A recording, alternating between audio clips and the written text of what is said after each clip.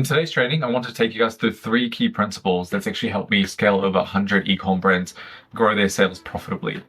Before I jump into that, I just want to do a quick introduction and just give you a quick background on who I am and what am I about and why am I speaking on this space in the first place. My name is Dave, and in the past 10 years, I've helped over 110 e-com brands, including my own, scale up to 5, 6, 7-figure revenues. But I think through those lessons, I've learned a whole bunch that I've applied into my own brand, and I've also, obviously applied to my clients' brands. So I started and scaled my own clothing brand when I was still at university about years ago or so at this point. And then I went on to work for a bunch of other brands in-house and led their marketing programs. Post that, I went to the agency side where I got a lot of exposure in working with direct-to-consumer brands and working with clients themselves, which ultimately gave me exposure to a bunch of different verticals within the e-com space. And what that allowed me to do was manage up to $27 million worth of ad spend directly and have the opportunity to actually drive $100 million worth of sales by working with these brand owners. I'm not saying this to brag or anything, and I'm just trying to make a point that through managing such high volumes of ad spend and enforcing strategies to drive that level of sales, you do come across a bunch of learnings and successes. And you develop a playbook and that playbook actually helps you to create a repeatable process and system that now I'm using to actually coach my clients. But there are critical areas in e-com, I think, that you see a lot of successful brands executing well on and unsuccessful brands not quite reaching the par. So today I want to share the key foundational principles that you should be focused on and apply to your brand, and make sure that these are all ticked off so you can actually do the more advanced level stuff and ultimately scale in a way that it's not going to be too costly for you, and then you'll have a lot more control over how you scale. And the whole game should be centered around profitability, not just putting money and hoping to get something out of it without being methodical. And so that's what I want to kind of take you guys into today. So just jumping into the training itself, the first pillar is building a foundational system. The first principle is all about foundational systems. So creating a flywheel can help you create that system that will bring you predictable sales, something that you can rely on, and it's self-sustaining and continuously grows over time alongside your brand as well. It helps you to find new customers, identify new problems, and test messages and creatives, and just be in a really good position to scale confidently when the time comes and when you're ready to actually scale and take this step by adding more ad spend. You don't have to, second guess. You'll know exactly what to do and what to pinpoint as well if you are facing any issues. So what I've seen is the brands that I've worked with, most successful brands create a flywheel, and that revolves around paid traffic, conversion rate optimization, engagement, and customer comms. What that looks like is something like this on the right, where your paid traffic, typically it's a lot of Facebook ads. A lot of brands rely on Facebook ads or Google ads. That'll be their main kind of source of traffic. That's where they find new customers and bring them into their ecosystem. And the second part of that is the comms. Like how are they communicating with these prospects and customers? It's typically through email. That's a really, really common medium. About 50% of sales is generated through emails. And then the third part of this is your conversion rate optimization. How are you actually converting that traffic? Is it through really advanced level, psychological based user experience on your website, or is a landing page that's tailored to the campaigns and ads that you're trying to run? And the last part in this e-com flywheel that most brands implement is the engagement portion, which is your social media. This is a listening tool, but it's also a tool to actually test new ideas, creatives, before you put some money behind that specific creative. So when it all comes together, this is the flywheel and this is how it works.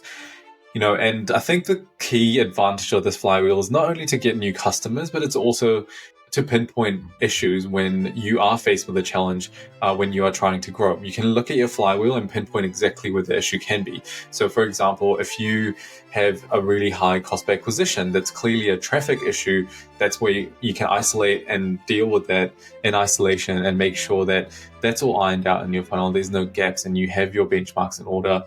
Or you just test new audiences and creatives to solve for that problem. If it's a conversion rate issue, you're getting traffic, you're getting tons of good efficient traffic and people are resonating with your ads, when they go into your landing pages, you're just not getting their conversion. It's clearly a conversion rate optimization issue, and you need to do some work there. So all in all, this foundational system is critical, and it also serves you to get clarity as well. So there's so much that you have to do in the day-to-day as an e-com brand owner. Having the system can almost bring you that clarity in time when there's a lot going on, and when things aren't working out, you can rely on the backbone of the system and just simplify things and just reset a little bit. The second thing you need to figure out is, your numbers. Everyone thinks they know their numbers, but when you actually look at your advertising, you quickly realize that, you're not in a position to scale, or you don't even understand your numbers to make that decision in the first place. So typically what an unsuccessful brand would do is look at the return on ad spend on Facebook or Google and take that, see a high return on ad spend, and just take that as a decision maker. Part of this equation is to understand your numbers. Typically, brands will look at the return on ad spend on Facebook or Google and fail to account for any cost outside of the ad cost. And I think that is the biggest lesson that I think I've faced personally while running my brand. And not getting too excited about the numbers that you see on the ad platforms. All that matters is what is your net profit at the end of the day, and your true return on ad spend after you've taken all the costs into account, and what your true benchmark is that you're aiming for in order to get a new customer is to figure out what your average order value is and remove all the cost of goods sold, which will leave you with a profit per order. And that profit per order is your kind of benchmark for the cost per acquisition that you should be paying to break even on your return on ad spend. So if we were trying to get a 3 return on ad spend, based on the average order value, and we've taken into account all the costs, including shipping costs, fulfillment, storage fees, then you're left with $13.80.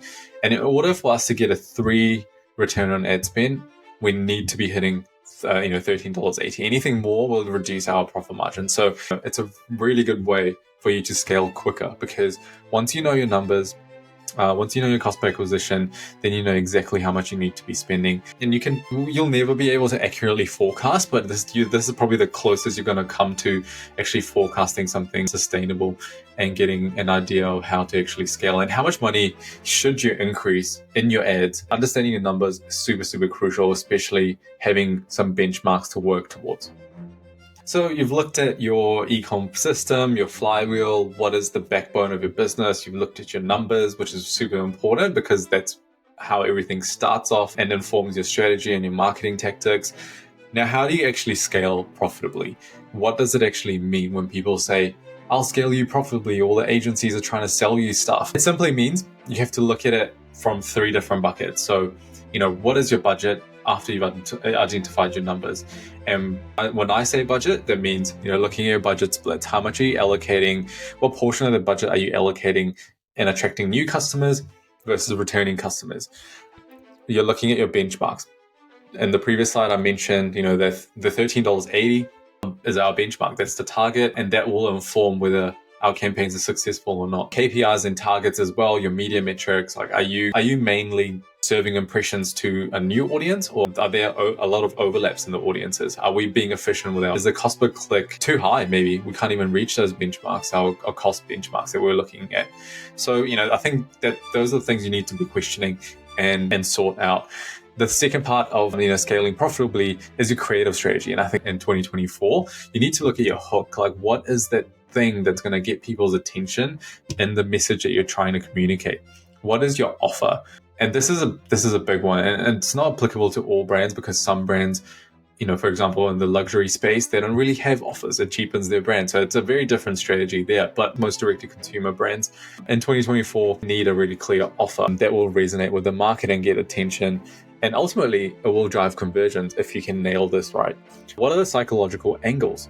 Are you going to show them through your creatives? Are you going to show them the benefits? Are you going to highlight the features? Are you going to make them emotionally invested in the message and the campaign or the product that you're trying to solve? So, there's a bunch of psychological triggers that you can use in your ad creatives, something that I'll be talking more about in my upcoming content pieces. But these are essentially ad angles that you test. And this is what tells you what your market is actually interested in.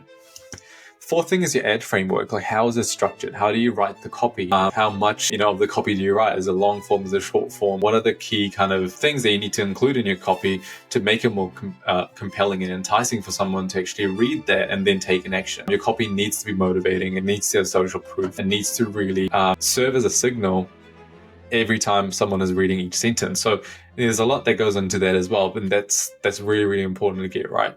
And ultimately, your call to action. After you've done all those, you've identified the hook, the offer, psychological angles, you have your ad framework on lock, you're simply asking the question. What is that question that you will be asking? And asking it in a way that's exciting or is native and organic rather than being too salesy, I think works well for me and my clients. And there's a bunch of examples that I can share with you as well. Just flick me a DM on Instagram and I can have a chat to you about that.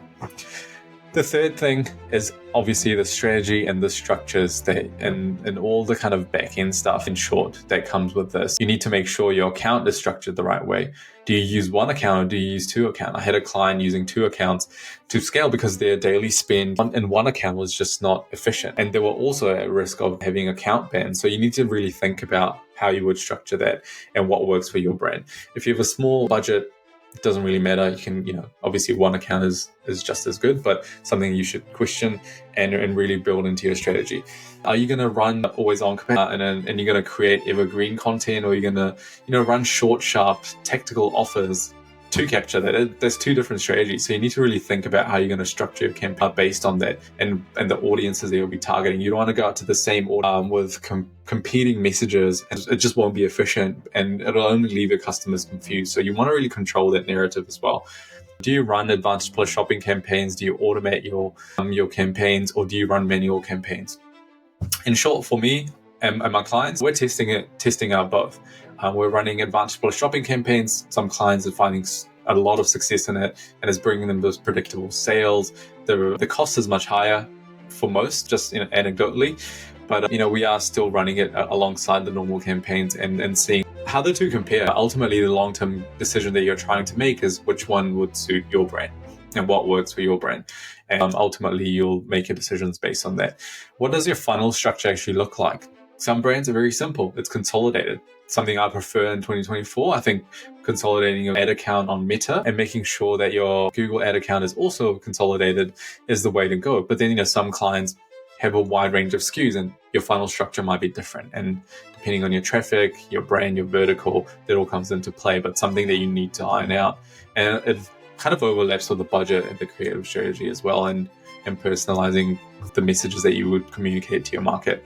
And ultimately, in the strategy and the structure, how and what are you going to be testing? These are typically creatives, audiences, and ads itself, ad copy, and what will actually get you the highest conversion rate. That's all of these three things together, a lot to unpack. But if you get these right, that's how you can really make sure that you can be in a really good position to scale profitably.